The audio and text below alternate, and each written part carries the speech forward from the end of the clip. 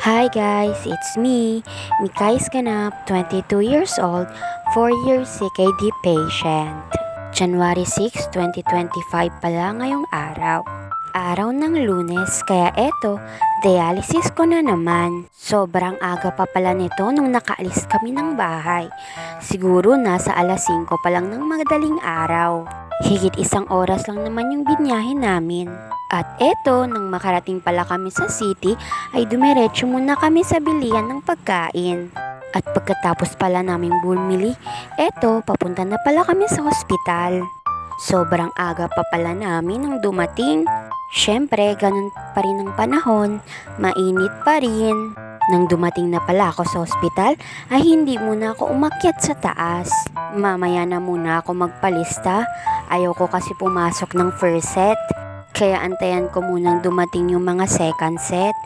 Nang dumating na pala yung mga ibang kasama ko, ay umakyat na ako para magpalista. After ng ilang oras na pag-aantay, ay eto, pinakyat na rin kami. At eto pala yung bantay ko ngayong araw. Syempre, yung nanay ko na naman. At eto, natusukan na pala ako dito. Okay naman yung pagtusok ngayong araw. Hindi naman siya masakit. Sobrang early pala ako dito nag-start. Ako kasi yung nauna sa second set, kaya eto, ako yung nauna. Sobrang lamig talaga ngayon dito sa dialysis. Buti na lang, always ako nagdadala ng kumot. At eto, nang matapos na pala akong kumain ng kanin, ay naisipan ko palang kumain ng kutkutin.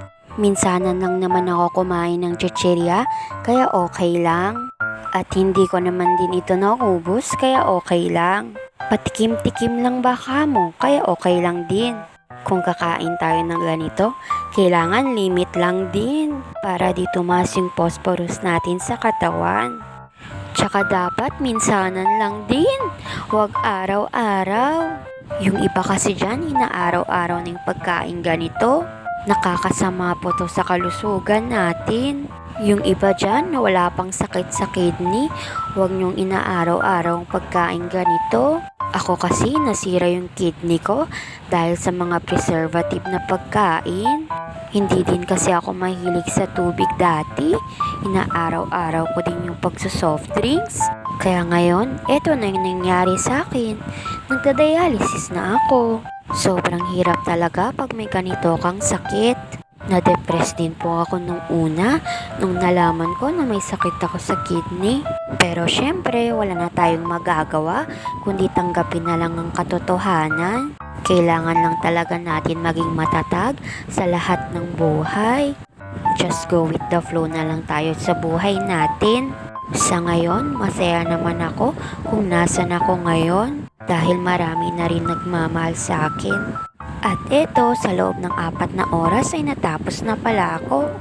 Sobrang dali lang talaga ng oras. At eto, nasa sasakyan na pala kami. Kaya hanggang dito na lang. Salamat!